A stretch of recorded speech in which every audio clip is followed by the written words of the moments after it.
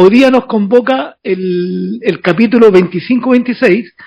Hay cositas interesantes en estos capítulos, hay algunas cosas que solamente las vamos a leer, especialmente el capítulo 26. El capítulo 26 es como un recuerdo, una recopilación de Hechos capítulo 9 y el capítulo 22, que habla acerca de la conversión del apóstol Pablo cuando era Saulo. Hay cosas que vamos a leer como una narrativa, digamos, pero hay ciertas situaciones, conceptos que vamos a comentar. Ahora recuerden,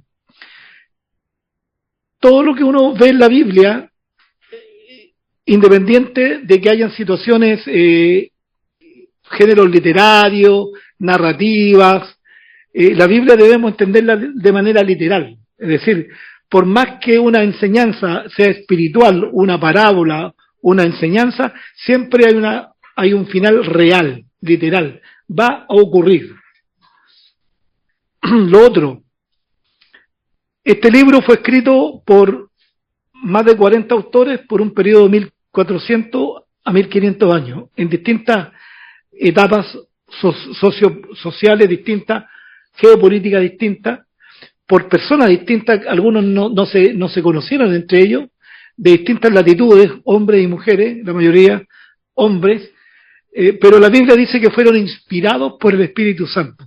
Es decir, lo que encontramos desde el primer versículo del primer libro, que es el libro de Génesis, hasta el último, que es Apocalipsis, hay un patrón, hay un hilo conductor,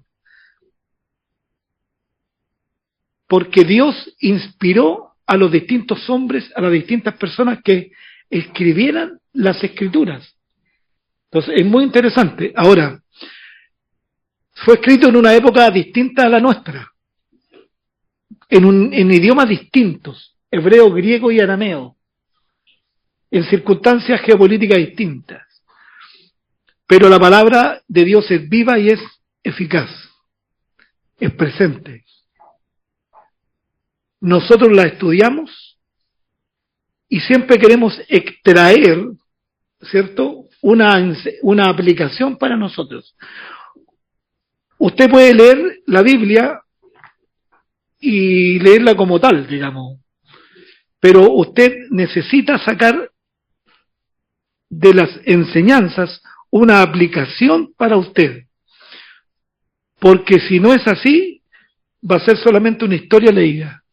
Uno tiene que sacar algo, aprender algo de lo que está siendo enseñado. ¿Cómo lo aplico yo a mi vida? ¿De qué manera esta situación descrita, narrada, explicada, en un contexto distinto a mi época, qué puedo rescatar, tomar, extraer y aplicarlo hoy en mi vida, en mi matrimonio o en mi familia, para que tenga un valor importante eso?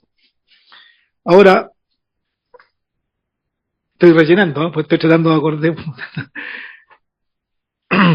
Hechos 25-26.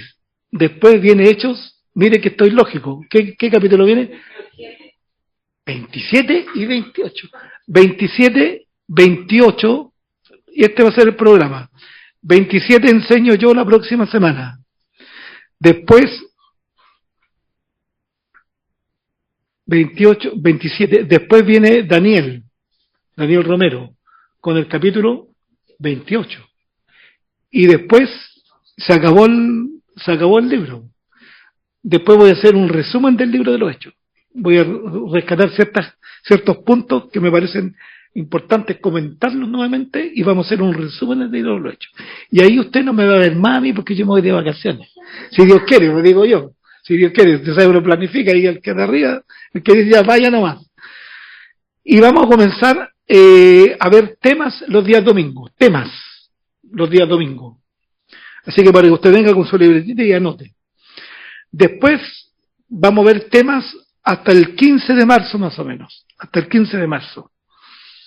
Después del 15 de marzo vamos a empezar un libro para que usted ya lo empiece a leer, el libro de Primera de Samuel, el libro del Antiguo Testamento. Primera de Samuel, así que para que lo empiece a revisar. Y probablemente después de Primera de Samuel vamos a volver al Nuevo Testamento con el libro de Romanos. Así que para que usted ya lo tenga ahí presente y empiece a leer. Samuel, ya me lo leí. Está buenísimo. Está, pero hay cosas que sorprendido, sí. Así que yo le invito entonces, abra su Biblia, capítulo 25, 26 del libro de los Hechos, y nos encomendamos al Creador para que Dios nos guíe, nos dirige y podamos rescatar la enseñanza del Señor. Ahora, recuerde usted que Pablo, desde el capítulo 21 del libro de los Hechos, donde Pablo fue tomado por una turba, levantaron acusaciones falsas de que había entrado en el templo a personas no judías. Hubo un alboroto increíble en Jerusalén, tremendo. A Pablo lo toman, lo arrebatan, lo golpean, ¿cierto? Lo quieren matar, así de sencillo, lo querían matar, y fue rescatado por el encargado ahí del poder militar. Lo rescataron, lo salvaron. Y desde ese capítulo 21 hasta el capítulo que vamos a ver hoy día, Pablo ha estado en distintos juicios con distintos personajes importantes. Ya vimos que en un momento estuvo con el gobernador de, ¿cómo era la palabra? Cesarea, que ¿cómo se llamaba? ¿Se acuerdan ustedes? Félix, ok. Pero a Félix, después de estar, o de llamar a Pablo, de llamar al Sanedrín, de permitir que vinieran los que lo acusaban, entre comillas, digamos, Félix no se quiere comprometer, y temiendo al pueblo y queriéndose congraciar con los judíos, deja a Pablo ahí.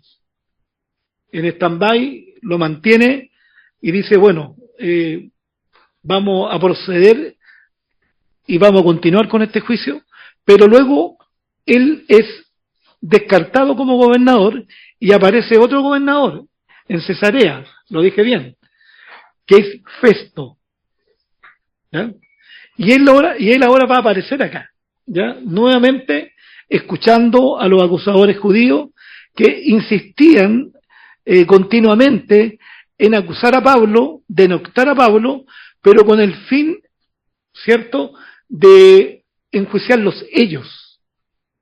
O sea, ellos tomar el juicio, no que lo tome la corte romana, no que sea enjuiciado por César, sino que ellos ansiosamente solicitaban que el juicio pasara a manos de ellos.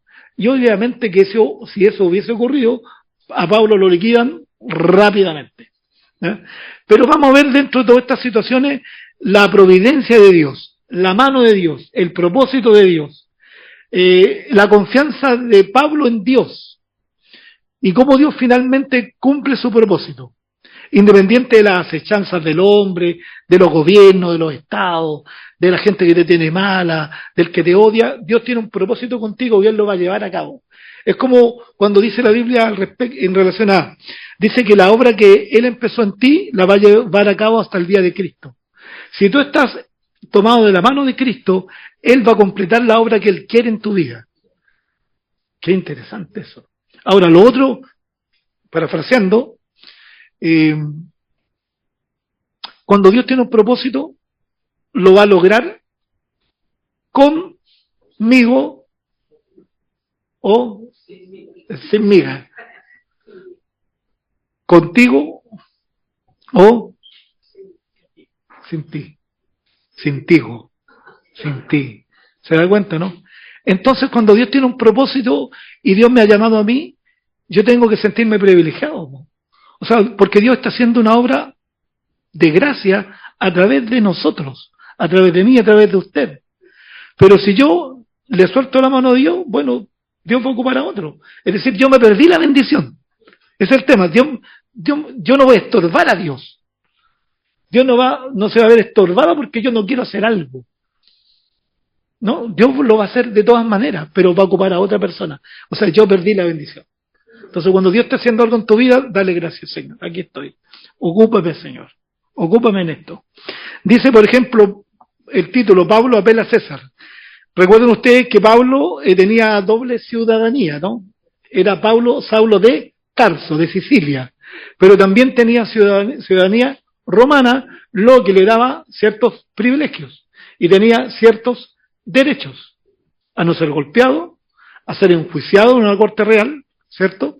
Y no ser vilipendiado ni azotado, no podía. Dice, llegado pues Festo a la provincia, subió a Cesarea, Jerusalén, 3 días después, y los principales sacerdotes y los más influyentes de los judíos se presentaron ante él contra Pablo y le rogaron. Estos influyentes, personas importantes, lo más probable que sean del Sanedrín, gente que lideraba, que gobernaba, y que estaba en todas las cosas importantes del pueblo judío. Dice, pidiendo contra él, contra Pablo, ¿cierto?, como gracia, que le hiciese traer a Jerusalén, preparando ellos una celada para matarle en el camino. O sea, estos tipos eran unos tránfugos en realidad, porque están delante del nuevo gobernador y le ruegan que por favor les traiga a Jerusalén a Pablo para llevarlo a juicio, ¿no? Pero en el fondo estaban preparando una celada, es decir, un ataque furtivo para matar al apóstol. O sea, esos eran los planes de él. Eran unos canallas, realmente unos canallas. Dice, pero Festo respondió que Pablo estaba custodiado en Cesarea, a donde él mismo partiría en breve. Los que de vosotros puedan, dice Festo, desciendan conmigo y si hay algún crimen en este hombre, acúsenle. Ahora, Festo, recuerden, había llegado hace poco, no estaba en conocimiento claro y el detalle de toda esta situación. Él además no conocía o muy poco o nada de todos los temas religiosos y controversiales que tenían con el apóstol Pablo en términos de la fiesta, de lo que se debe hacer, de lo que no se debe hacer, en qué faltó Pablo y qué no hizo. Festo estaba lejos de eso. Ahora, y deteniéndose entre ellos, no más de 8 o 10 días, venido a Cesarea, al siguiente día se sentó en el tribunal y mandó que fuese traído Pablo. Cuando éste llegó, lo rodearon los judíos que habían venido de Jerusalén, presentando contra él muchas y graves acusaciones, las cuales no podían probar.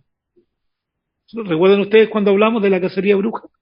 El llegar y hablar y decir algo, y muchas veces la gente, los tribunales, en todas partes del mundo, atienden y pueden condenar a una persona, condenarla sin mayores pruebas.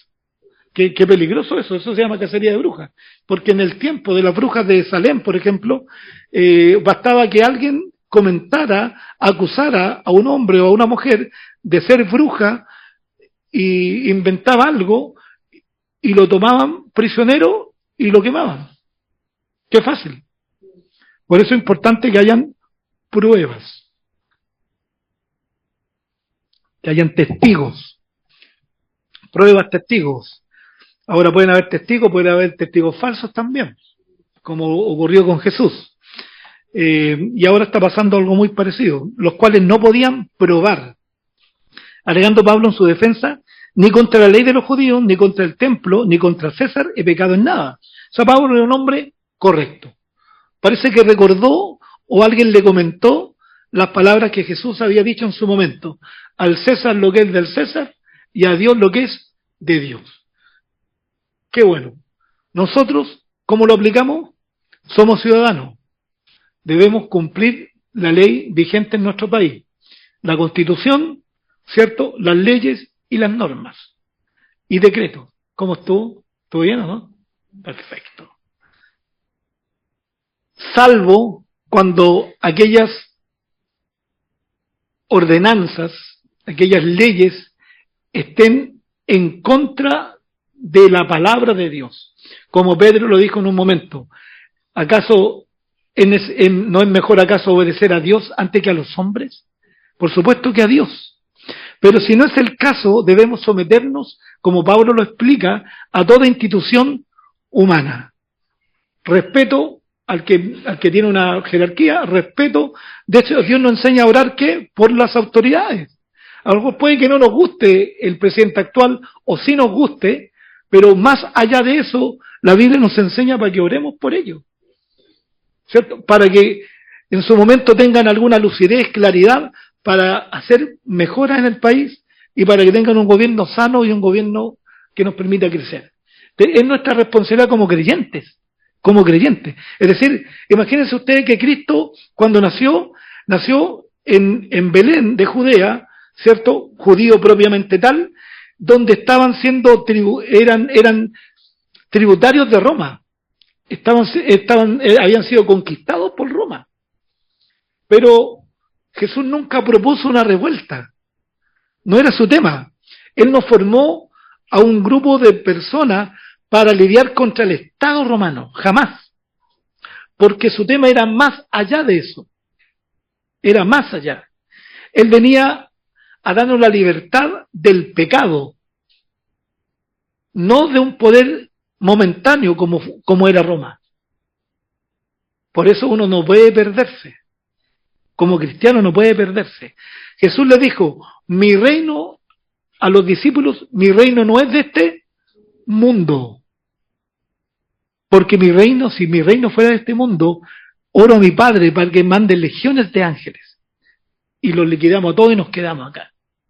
No, no es.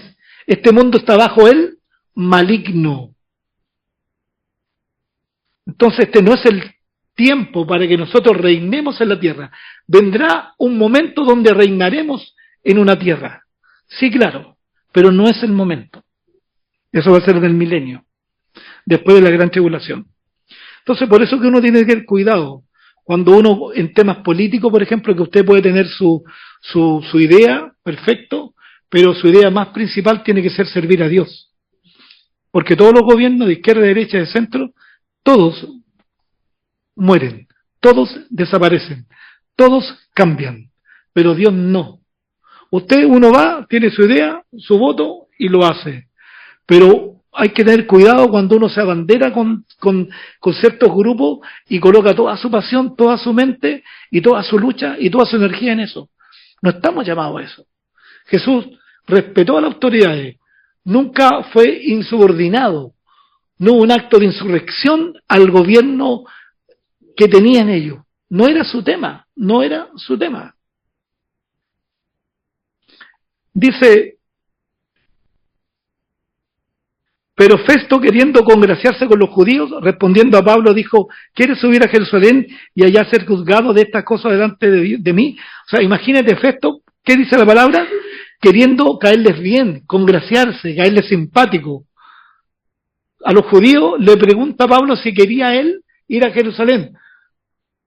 Pablo de ninguna forma quería eso, si sabía que los otros lo querían liquidar. Pablo dijo, ante el tribunal de César estoy, donde debo ser juzgado. A los judíos no les he hecho ningún agravio, como tú sabes muy bien, porque si algún agravio o cosa alguna digna de muerte, el versículo 11 estoy leyendo, de hecho dice, no rehúso morir, pero si nada hay de las cosas de que estos me acusan, nadie puede entregarme a ellos. A César apelo. Inteligente Pablo, a César apelo. ¿Por qué voy a ser juzgado en un tribunal que no es el de César? Entendiendo que ellos le tenían primero odio y que lo único que querían era liquidarlo. Y Pablo dice, no, de ninguna manera. Ahora, esto de las falsas acusaciones, encontramos muchos ejemplos o algunos ejemplos en la Biblia. ¿Recuerdan ustedes José? ¿Cómo fue acusado? Pero él confiaba ¿en quién? En Dios. Daniel, ¿cómo fue acusado? Cuando estaba cautivo en Babilonia. Lo acusaron de esto, lo acusaron de lo otro, pero era todo falso. ¿Y qué es lo que sucedió? Levantó toda la verdad y los libró. Así es. Mucha gente te va a acusar, te va a levantar calumnias. En la pega, en la iglesia, ojalá que no, acá, ojalá que no digo, pero nos puede ocurrir, nos puede pasar. Pero uno tiene que tener una conciencia limpia y tranquila en Dios, de haber obrado bien. Entonces, muchas veces uno quiere defenderse de todas las injusticias o defenderse de todas las cosas que opina la gente de uno, pero finalmente uno se agota en eso y se desgasta. Y uno dice, si Dios sabe la verdad, Dios la va a levantar. Y ahí uno descansa en el Señor. Listo. Dice entonces Festo, habiendo hablado con el consejo, respondió, a César has apelado, a César irás. Así es. Ahora, recordemos lo que pasaba en Hechos, cuando en un momento el Señor le dice a Ananías, cuando Pablo ve la visión, ve la luz, quedó un poco ciego, está en una casa esperando, Dios le habla a una persona, le dice, anda a verlo porque este me es instrumento. Y recordemos las palabras que le dice Dios a Ananías, le dice, ve, porque instrumento escogido me es este, para llevar mi nombre en presencia de los gentiles, de los reyes y de los hijos de Israel. Todo esto se está cumpliendo. ¿Te das cuenta? Desde el capítulo 21, donde Pablo es casi muerto a golpes, es salvado por un soldado, por el encargado, y empiezan una serie de juicios, que hasta ahora ya van varios juicios, y van a continuar. Pero, Hechos 9, instrumento escogido me es este, para llevar la palabra ¿a dónde? A los gentiles, a los judíos, a los reyes, es decir, a personas importantes. Mira cómo se está cumpliendo el propósito. Ahora, usted seguro ha escuchado esto. Los caminos de Dios son misteriosos. Algunas situaciones que pasamos en la vida no tenemos claridad del por qué, del cómo, de a dónde, ¿ya? Pero, ¿qué debemos hacer?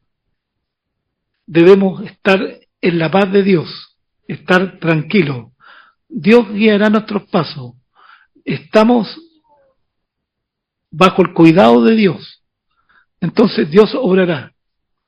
No lo sé, no sé cómo, pero estoy en tus manos, Señor.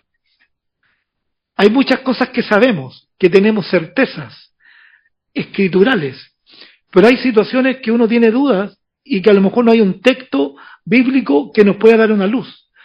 Pero cuando estemos en esas situaciones, recordémonos de lo que sí sabemos, de lo que sí sabemos, y de lo que sí sabemos es que Dios es bueno, que Dios es justo, que Dios es misericordioso. Entonces, cuando yo tengo dudas y no tengo una respuesta clara, a lo mejor en la escritura, una respuesta así precisa al dedillo, y estoy como en la nebulosa, debo acordarme de lo que sí sé. Dios es bueno. Amén, Señor. Dios es justo. Sí, Señor, tú eres justo. Tú eres conocedor de todo. Sí, Señor. Entonces voy a descansar en ti. Voy a descansar en el Señor. ¿Recuerdan ustedes la historia digo yo porque fue un hecho narrado, pero era una situación que pasó en la vida real? ¿Recuerdan ustedes cuando están viajando los discípulos en la barca y empezó la tormenta y todo eso? ¿Se acuerdan ustedes, no?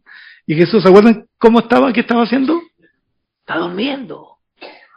Y los otros todos atemorizados, ¿cierto? Los discípulos muertos locos, para acá, para allá. Y Señor, estamos que nos morimos todos acá y tú durmiendo. Mira, el lugar más seguro de todo el mundo era la barca. No había otro lugar más seguro que la barca, en medio de la tormenta. ¿Por qué? Porque Jesús estaba ahí. Cuando nosotros estemos a lo mejor pasando la oscuridad misma, estemos en el valle de sombra y de muerte, nunca nos olvidemos, tú estás conmigo, Señor. Tú estás conmigo. Y Dios te va a dar la fuerza para pasar la prueba. Y cuando pases la prueba vas a mirar y decir, wow, Señor, grande eres, Señor. Exacto, así es. Hay gente que solamente le dice, Señor, dame todas tus bendiciones. Pero Dios, ¿qué le dice primero? Pasa por el desierto primero. A la tierra prometida hay que pasar por el desierto. Como escuché esa canción cuando yo estuve en Mendoza una vez, tiempo atrás, tenía el pelo negro, imagínense la cantidad de años atrás. Y escuché una canción que nunca me voy a olvidar, pero me estoy acordando. No, decía esto, me encantó, era una canción, típica canción, así como religiosa, pero me encantaba. Dice, no se la voy a cantar, se la voy a poner un poema nada más.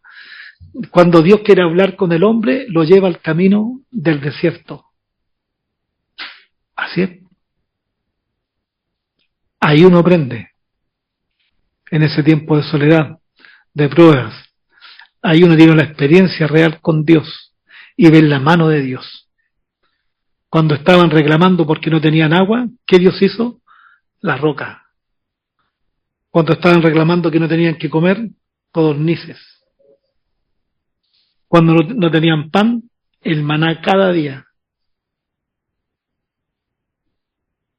Proveyó Dios, ¿no? Entonces, es maravilloso. Dios está a cargo. Ahora Pablo apeló a César, ¿cierto? Recuerde que César era un título, no era un nombre. Y el César, en los tiempos que Pablo apeló para ser enjuiciado, era César Nerón. César Nerón, el que mandó a quemar la misma Roma y le echó la culpa a los cristianos para tener una excusa para perseguir a los cristianos. Ahora, dicen que en los primeros años de César Nerón, bien juicioso era, estaba bien aconsejado y estaba todo perfecto, no había problema, pero algo ocurrió después. Algo pasó luego que se convirtió en lo que lo conocemos, un perseguidor de la iglesia. Dice ahora, fíjate, el versículo 13. Pasado algunos días, el rey Agripa y Berenice vinieron a Cesarea para saludar a Festo. Y como estuvieron allí muchos días, Festo expuso al rey la causa de Pablo, diciendo: un hombre ha sido dejado preso por Félix, el antiguo gobernador, ¿cierto?, de Cesarea. Ahora, ojo, mira, respecto al cual, cuando fui a Jerusalén, se me presentaron los principales sacerdotes y los ancianos de los judíos, pidiendo condenación contra él. A esto respondí, está hablando Festo, que no es costumbre de los romanos entregar a alguno a la muerte antes que el acusado tenga delante a sus acusadores y pueda defenderse de la acusación. Así que, habiendo venido ellos junto acá, sin ninguna dilación, al día siguiente, sentado en el tribunal, mandé traer al hombre, a Pablo, y estando presentes los acusadores, ningún cargo presentaron de los que yo sospechaba, sino que tenían contra él ciertas cuestiones acerca de su religión, y ojo con esto, y de un cierto Jesús. O sea, él tenía un conocimiento muy vago de lo que había ocurrido en Israel. Un conocimiento muy superficial de la persona de Jesús. Por eso dice, y de un cierto Jesús, ya muerto. Pero mira la palabra, y yo la destaqué en azul acá. El que Pablo afirmaba estar vivo. Pablo afirmaba que este Jesús, que según el gobernador Festo, estaba muerto, pero Pablo afirmaba que estaba vivo. Qué increíble, ¿no? Ahora, tengo un dato, no lo anoté, pero creo que me voy a acordar. Está hablando de el rey Agripa II. Hubo un rey Agripa también, que era el papá de él, porque era una sucesión. En Hechos capítulo 12, ese rey Agripa, el rey Agripa I, digamos, mandó a matar a Jacob y apresó a Pedro, capítulo 12 del libro de los Hechos. Pero había otro Agripa, había otro de rey Herodes Antipas. Agripa II, Agripa I, Herodes Antipas. ¿Quién fue ese? Fue uno malo también. También estaba en el tiempo de Jesús. En el tiempo de Jesús. Ese era Herodes Antipas, en el tiempo de Jesús. Pero había otro Herodes el Grande. Pero ese fue cuando Jesús nació. Después viene Herodes Antipas, después Herodes Agripa primero, y después Agripa II, que es el actual. Es decir, personas importantes, y hoy Pablo va a estar delante de este rey. ¿Cómo se cumple el llamado del apóstol Pablo? Los gentiles, los judíos, gente importante, gobernadores, Félix, Festo, rey. Y luego, ¿dónde va a terminar? En Roma. Interesante, cómo se cumple el propósito de Dios.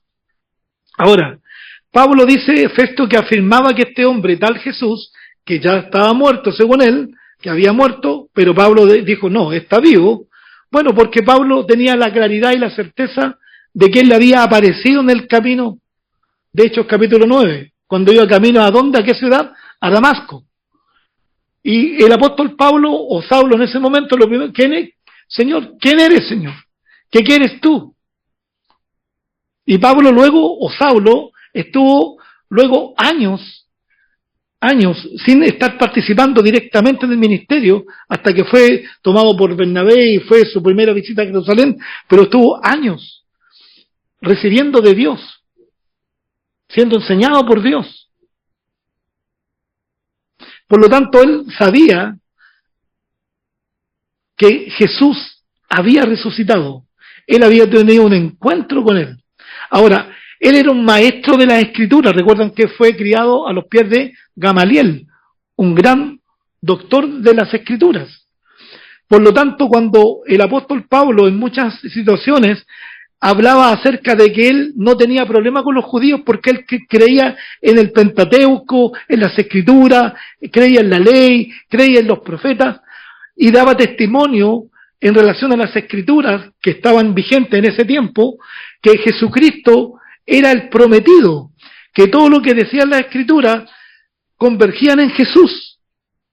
Por lo tanto, él no tenía duda al respecto. Más allá de la experiencia, las Escrituras le daban una certeza de que ese hombre que había muerto y al cual él perseguía a sus seguidores era realmente el Mesías, el ungido de Dios.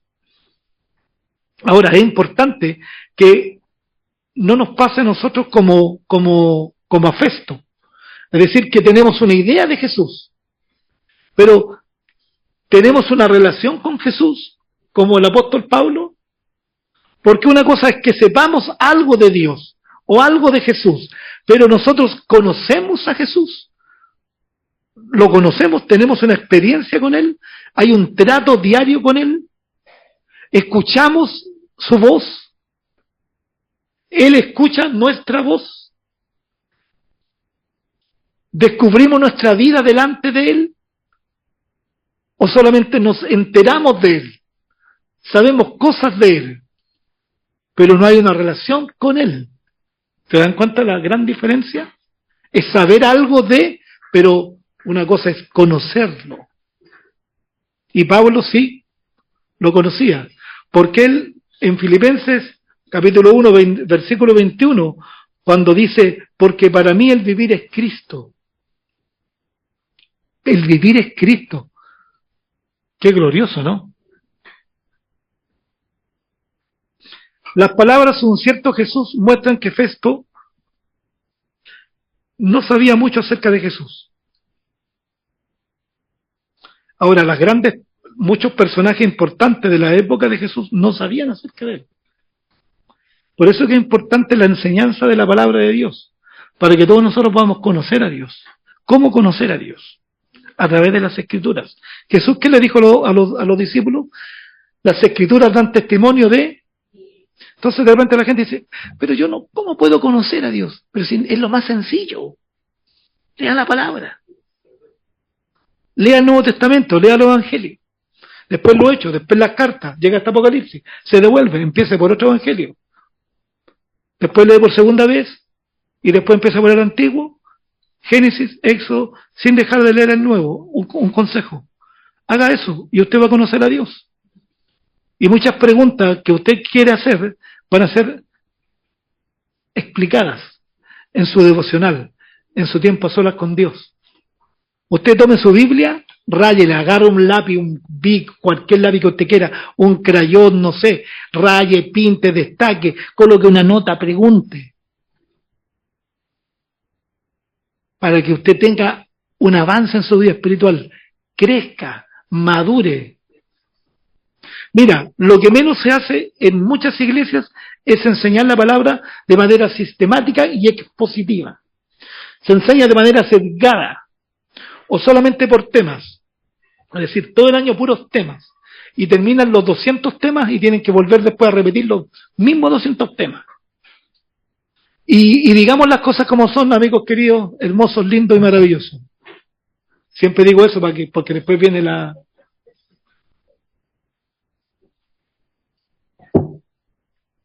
lo que más nos cuesta es leer y orar. Nos cuesta mucho. Podemos estar en eventos, el Día del Niño, el Día de la Mujer, el Ministerio del Retiro, en la cantata, y si hay un show ahí en el Cabo Pelicán, pero pagamos 20, 30 mil pesos y estamos ahí saltando, cuerpos locos, transpirados, la yugular así de hinchada y todo, la aorta. Pero cuando se trata de leer la Biblia,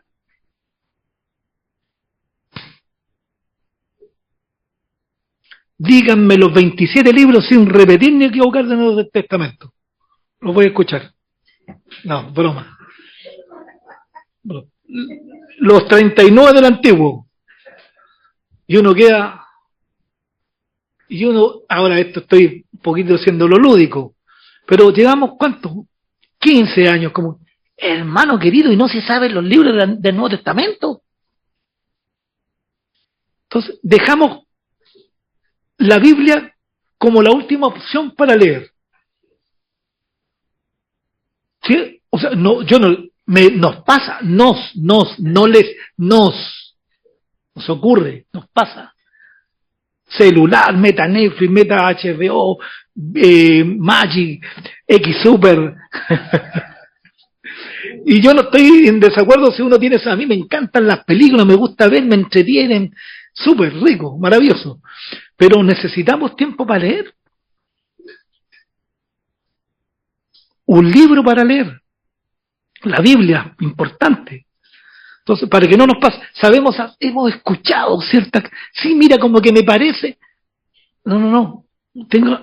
Conozca a través de las Escrituras a Dios, a Jesús, su propósito, lo que Él quiere de usted, lo que Él está haciendo por usted. Porque primero siempre es esto. Usted tiene que saber lo que Dios ha hecho por usted, no lo que usted puede hacer por Dios.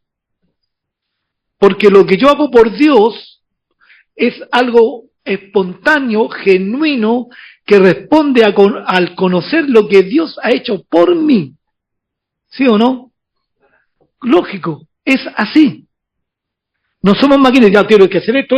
O sea, en el fondo la iglesia dice, usted tiene que hacer esto, peinarse de esta forma, vestirse de esta forma, hacer esto, moldeamos conductas.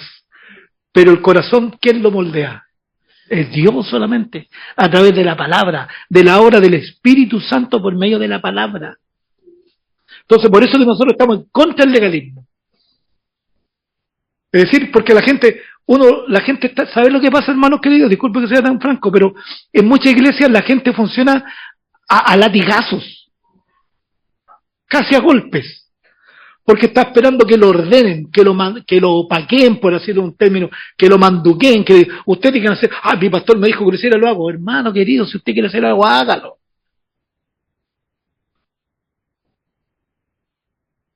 Pero a la gente como le gusta que uno... Como un hermano un día se acercó, me dijo, pastor, si usted me dice que yo vaya que haga esto y esto en la iglesia, yo, pero encantado lo hago. Y yo le dije así, mirándolo a los ojos, mirándolo a los ojos le dije, nunca te lo voy a pedir. Jamás. Y nunca se lo pedí. Porque cuando yo se lo pida, usted lo va a hacer por mí. Y usted después se va a aburrir. No, si usted quiere hacerlo, hágalo. Y si no quiere, no lo haga. Y si quiere hacerlo una vez o dos veces, bien. Y si quiere hacerlo dos veces y después, no más. Si no es para mí. Por eso que Dios es el que cambia el corazón. Cuando usted ve lo que Dios ha hecho por usted por medio de Jesucristo, usted va a tener una respuesta genuina, natural, espontánea. ¿Sí? No necesita que el líder le imponga algo, si nosotros no vamos a imponerle nada a nadie. Es Dios trabajando en su vida por medio del Espíritu Santo y la palabra. Es lo que hace los cambios sustantivos, reales y permanentes. Lo demás son todos cambios estéticos. Porque yo conversaba con alguien en la mañana y dije, mira, aquí puede entrar a la iglesia el más diablo de los diablos, pero va a estar sentado como está usted ahí, y va a cantar y va a colocar sus manitos así, y después nos va a saludar, ¿qué tal? Que te vaya bonito, ¡ah, qué lindo! Y sale de acá y es un salvaje el tipo en su casa, en su hogar, en su trabajo, un despiadado, un inmoral. Se porta bien, se conduce bien, pero internamente, eso es el punto, hermanos queridos, eso es la realidad.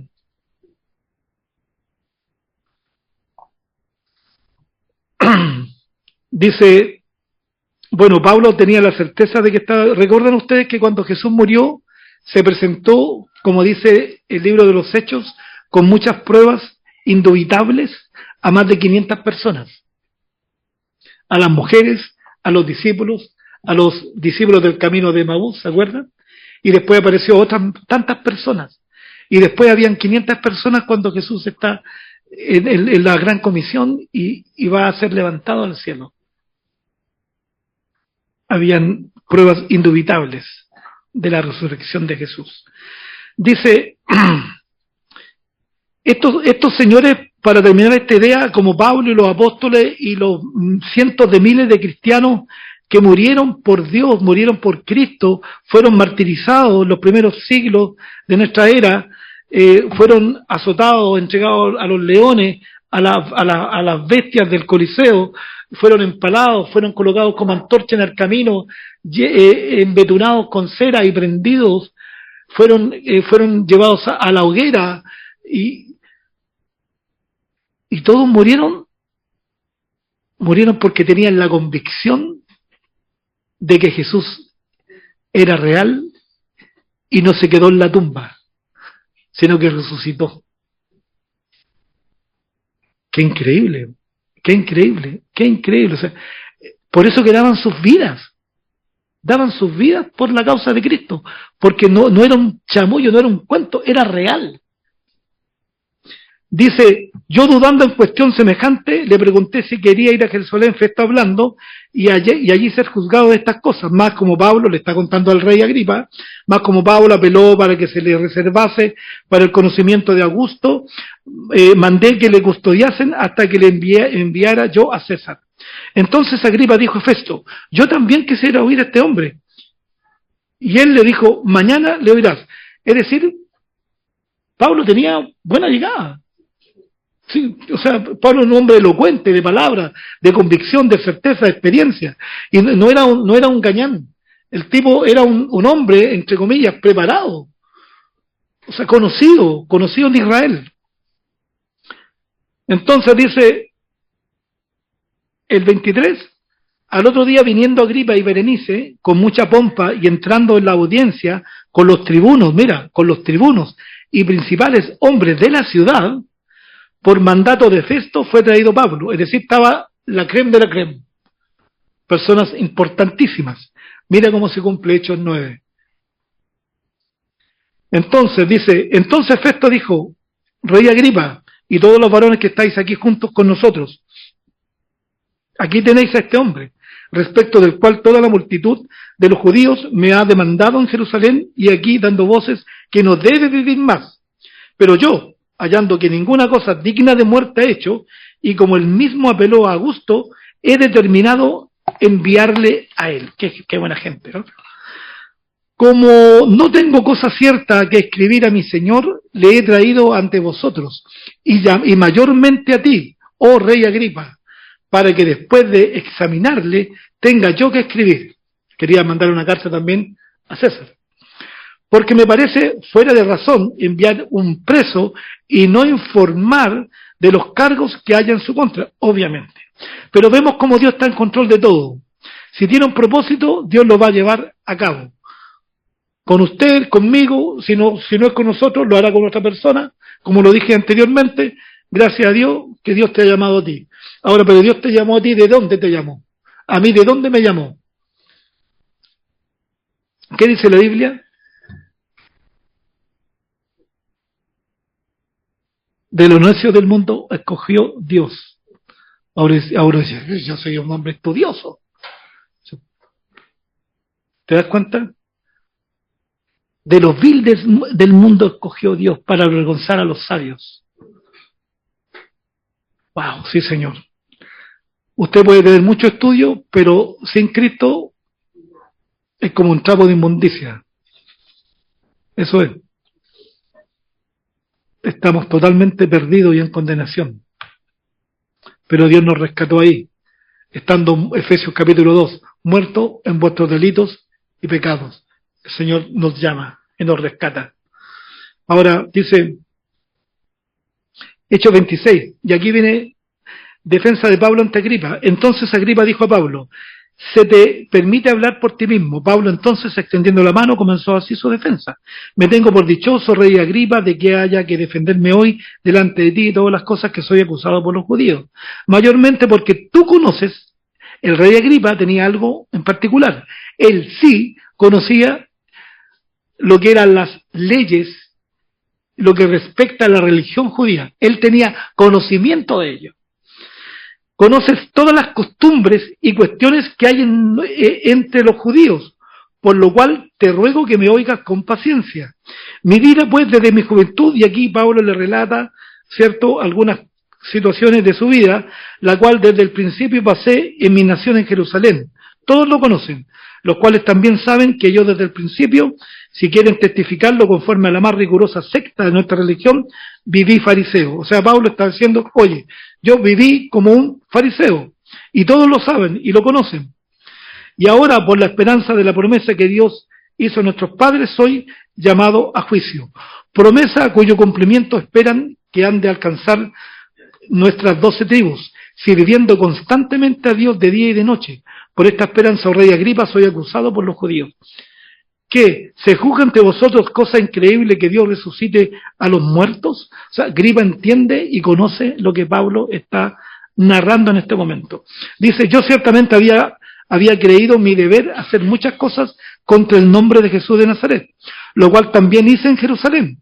Yo encerré en cárceles a muchos de los santos, habiendo recibido poderes de los principales sacerdotes, y cuando los mataron yo di mi voto. O sea, de mucha gente que murió, ¿cierto? El primer mártir de la iglesia, ¿cuál fue? Esteban. Pablo estaba ahí, como Saulo, dando el sí, háganlo.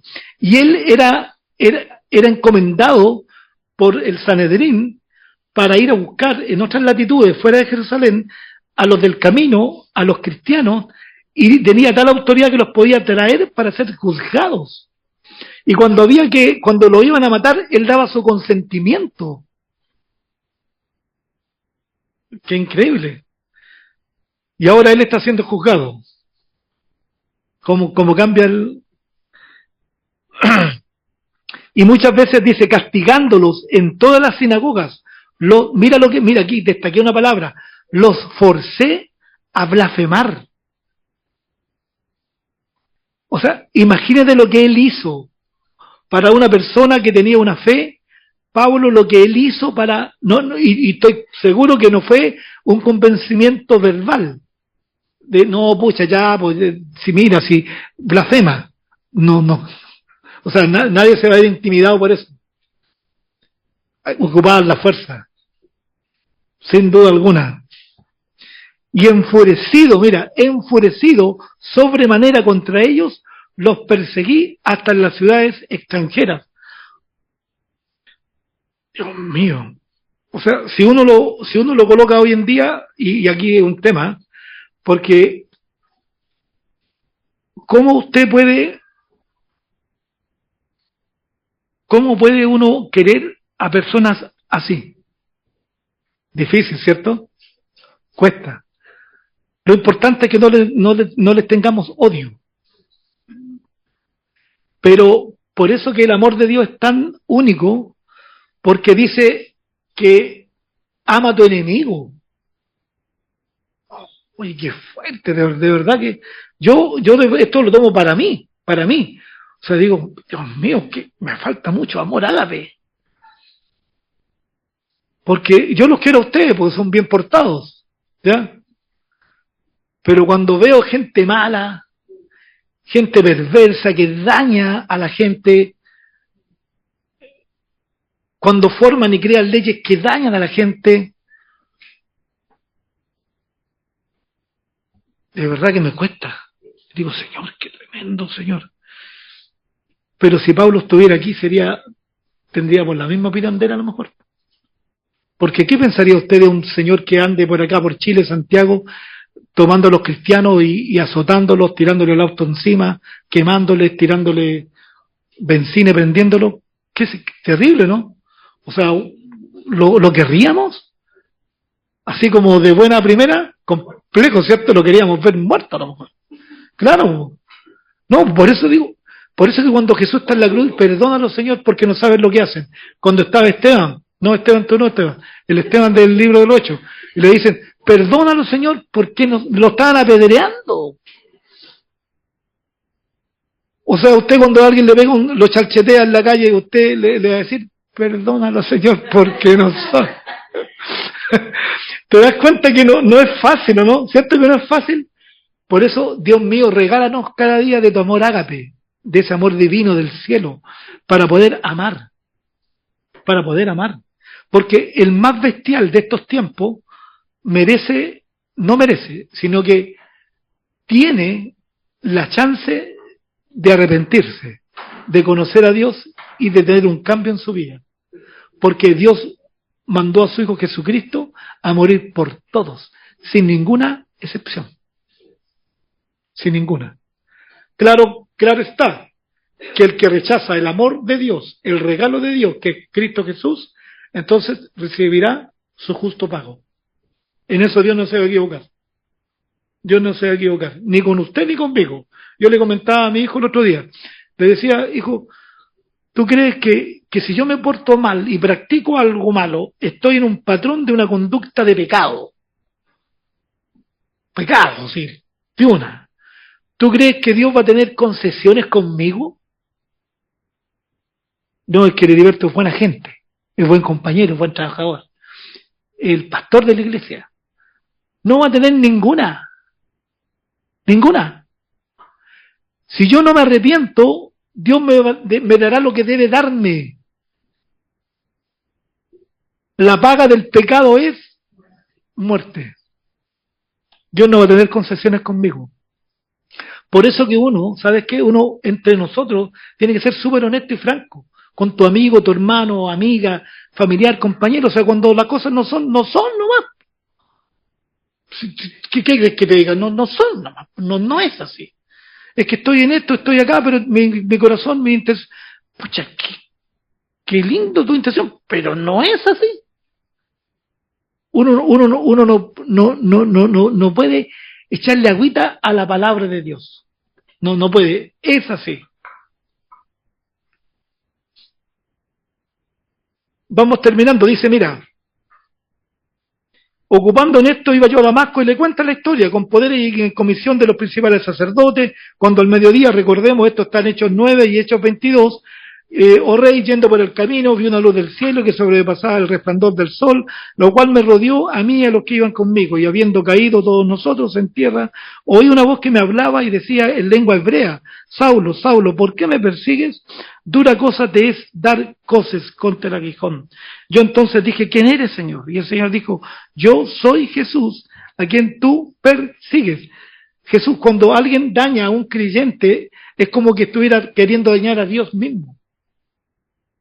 Por eso que Jesús y la palabra dice, mía es la venganza. Mía es la venganza. Usted no tome revancha. ¿Para qué? Pero yo estoy convencido de eso. Cuando a usted alguien le quiere hacer mal, yo no dudo que Dios le va a pasar la factura a esa persona. No tengo ninguna duda. Lo proclamo y lo digo. Así es. Así es. Porque cuando atacan a un cristiano es como que quisieran atacar nuevamente a Jesús. Y tarde o temprano, si no hay un arrepentimiento, va a caer la espada. Yo lo he visto. En serio, lo he visto. A mí me pasaron algunas cosas y personas que no se portaron bien, que hablaron de más y me lo dijeron frente a mí, cuestiones que no eran correctas, y después al poco rato Dios les puso la mano. Es que así es. Dios te cuida, Dios te protege. Pero levántate y ponte sobre tus pies, porque para esto he aparecido a ti, para ponerte por ministro y testigo de las cosas que has visto y de aquellas en que me apareceré a ti, librándote de tu pueblo y de los gentiles, a quienes ahora te envío, para que abra sus ojos, para que se conviertan, mira, ojo, para que se conviertan de las tinieblas a la luz, de la potestad de Satanás a Dios, para que reciban por la fe que es en mí el perdón de pecados y la herencia entre los santificados. ¿Qué vemos aquí? Gracia, fe, Jesús, perdón, herencia. Somos salvos por la gracia, el favor de Dios, que usted ni yo merecíamos. Pero ¿cómo alcanzamos la salvación? Por medio de la fe, de creer en el sacrificio de Jesús. ¿Estamos de acuerdo? La gracia, el favor que no merezco. Pero la salvación, ¿cierto?, es por medio de la fe, pero no una fe en algo o en cualquier objeto, sino en la persona de Jesús. Y como tal, ¿qué recibo yo? El perdón. El perdón.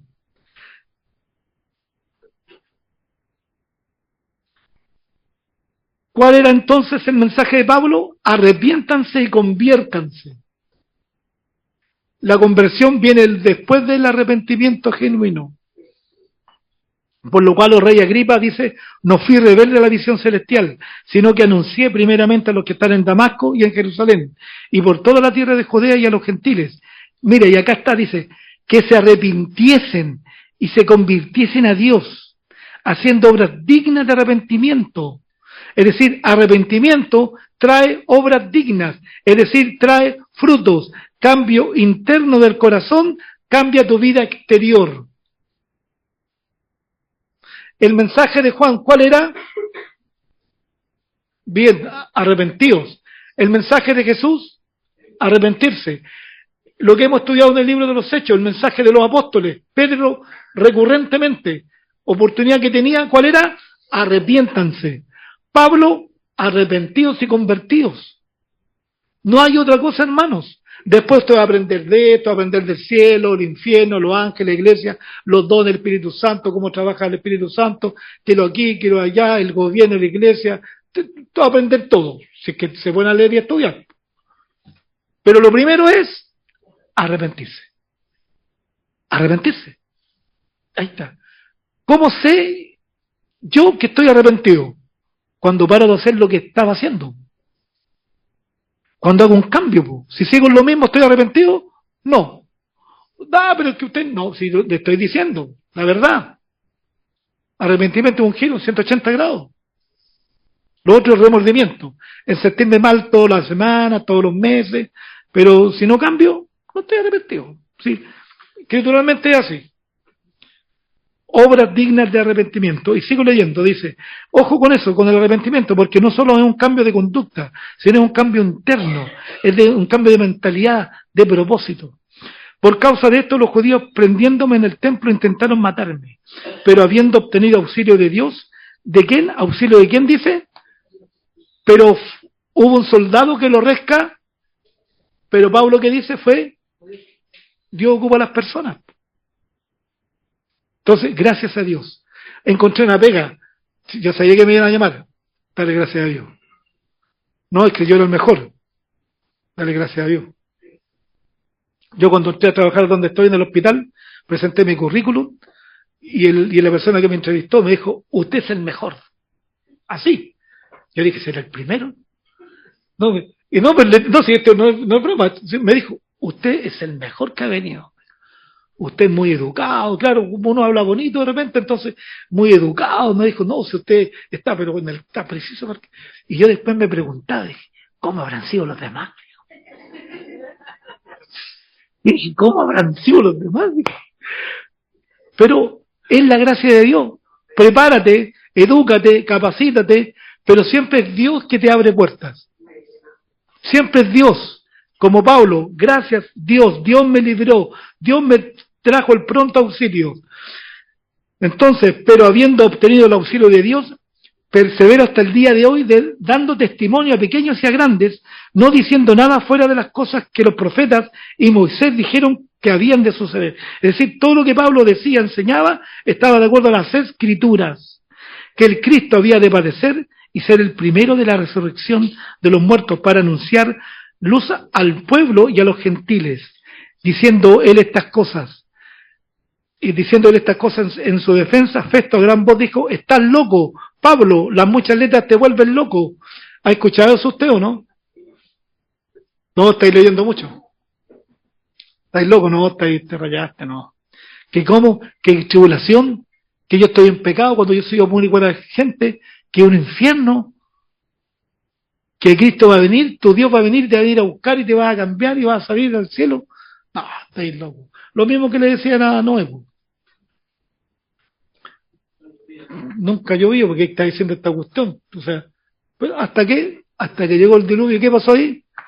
Todos golpeando la puerta, corriendo, pero ya no era hora. Como las vírgenes insensatas, sin aceite. Y a última hora corrieron para echarle aceite, pero ya el esposo había venido. ¿Qué lección? No esperemos. ¿Por qué vamos a esperar? ¿Por qué no la jugamos hoy en día con Dios? Todo al 100%. No, que ahora no, que ahora no. Y después un día va a ver la tele y va a decir: millones desaparecidos en todo el mundo. Qué terrible. Van llamando a medio mundo, a mí no me van a encontrar. Va a contestar mi esposa. Y va a estar... No quieres contestar, ya bueno, está bien, ya. Bueno, no. Ya no, está bien, te quiero, te amo. Eso es para que despertemos todos. Sí. ¿Te imagináis o no? De repente, que no nos pase. Puede que yo me quede. No, y yo llego y digo a la iglesia y están todos ustedes aquí. Y ningún cabro chico, todos se fueron y nosotros todos aquí. Dios mío, no, Señor, Dios mío. Pero ¿sabes qué? No es por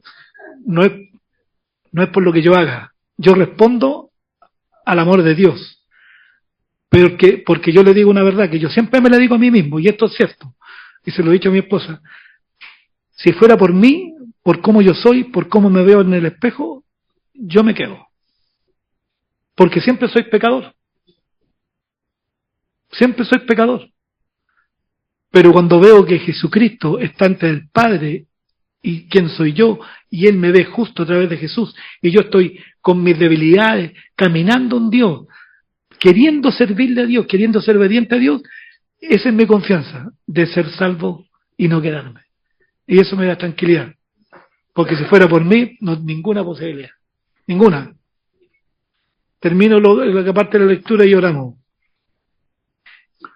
Las muchas letras te vuelven loco, más él dijo: no estoy loco, excelentísimo Festo, sino que hablo palabras de verdad y de cordura. Pues el rey sabe estas cosas, delante de quien también hablo con toda confianza, porque no pienso que ignora nada de esto, pues no se ha hecho esto en ningún rincón.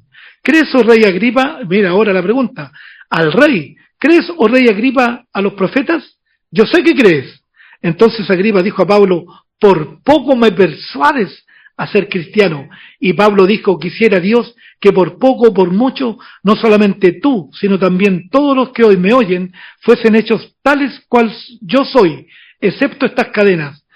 Cuando había dicho estas cosas, se levantó el rey y el gobernador y Berenice era la hermana y la consorte del rey, y los que se habían sentado con ellos, todos los principales, y cuando se retiraron aparte, hablaban entre sí diciendo: ninguna cosa digna de muerte ni de prisión ha hecho este hombre.